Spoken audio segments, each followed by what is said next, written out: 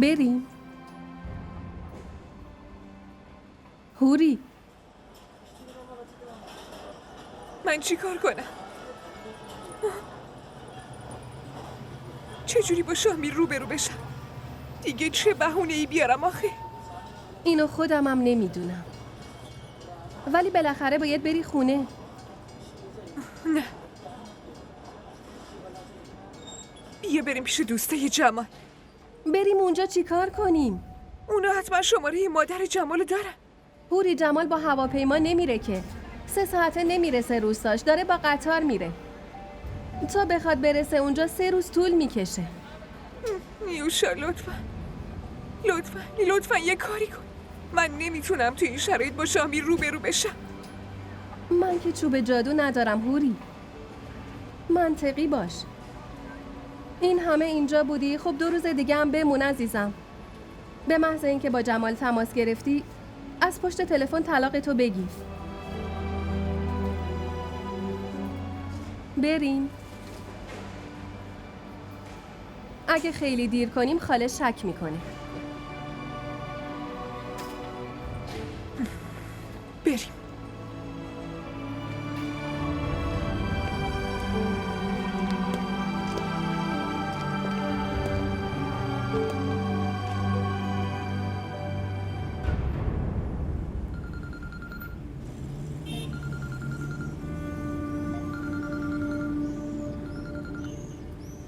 الو سلام. الو هوری، کجایی؟ مامان، همین الان داریم از دانشگاه راه میافتیم. آهان، راه افتادی؟ باشه، منم نهار رو حاضر میکنم. آره باشه، حاضر کنید. نیوشا برای نهار میمونه؟ نیوشا واسه نهار میمونی؟ نه، من تو رو میرسونم، خودم برمیگردم هوری. مامان، نیوشا باید برگرده. آهان باشه، پس بیا. راستی ببین، از شاه میرم بپرس ببین دیگه با دوستاش کار نداره. بگو اونم نهار بیاد. نمیخواد مامان، کارش تموم شه خودش میاد. خدافظ.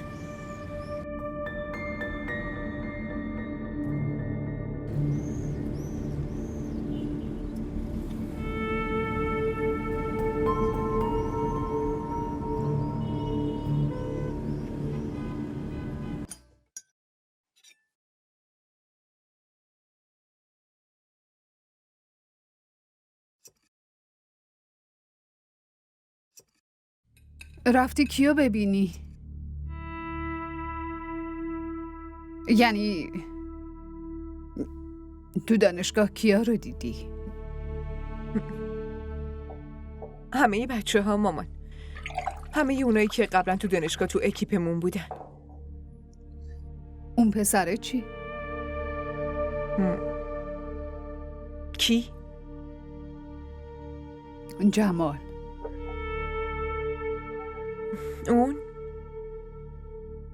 اون که خیلی وقت دانشگاه نمیاد دیگه. تو چی؟ منظورت چیه الان؟ تو رفتی اونو ببینی دیگه. نه اصلا. اون اومده بود اینجا.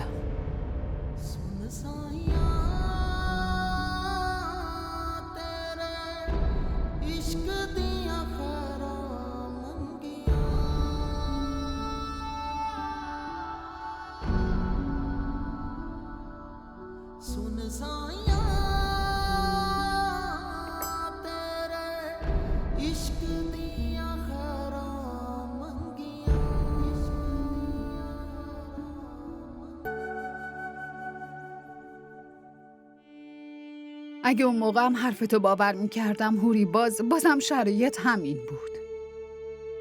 ما هیچ راه دیگه ای نداشتیم.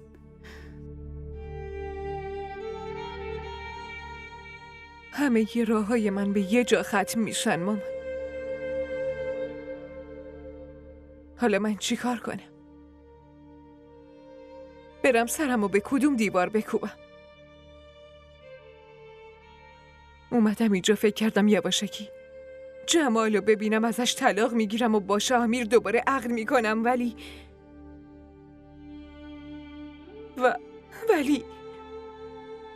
ولی اون قبول نکرد طلاقت بده؟ نه مامان.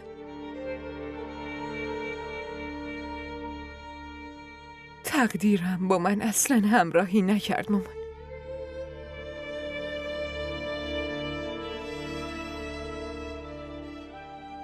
چون که جمال امروز برگشته روستاش. شاهمیر چی؟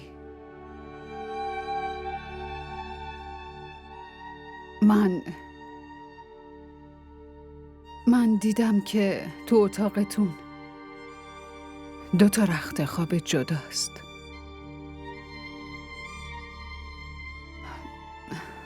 مگه شاهمیر خبر داره؟ شما چی فکر کردی مامان؟ هیچ مردی میتونه اینو تحمل کنه؟ خب پس چی؟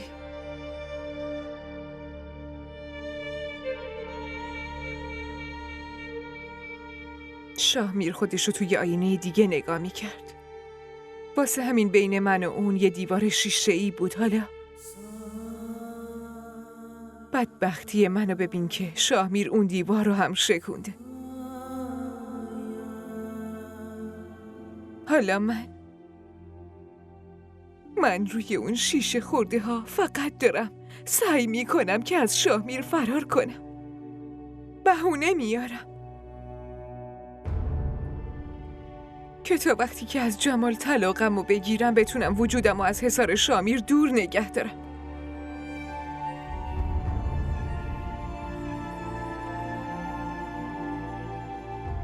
من چقدر منافقم.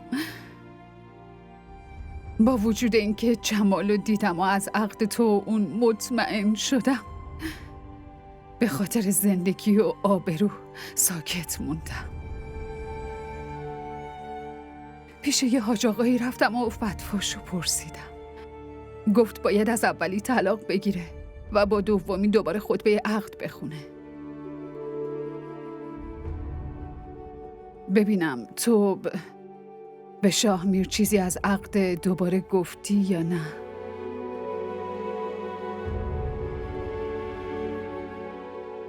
چی بگم مامان؟ به خاطر بابا، به خاطر فداکاری.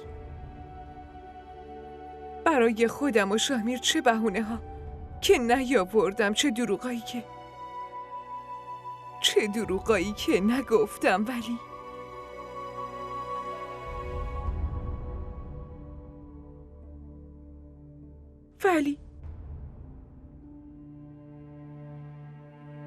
ولی الان میترسم دیگه.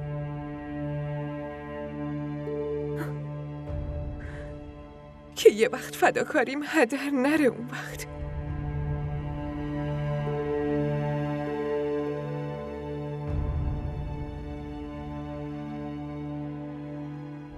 شاهمیر میخواد امروز عقدم کنه مامان. الانم رفته کاراشو انجام بده. حالا چه جوابی بهش بدم؟ چه بهونه‌ای براش بیارم آخه؟ خانم، آقا شاهمیر اومدن.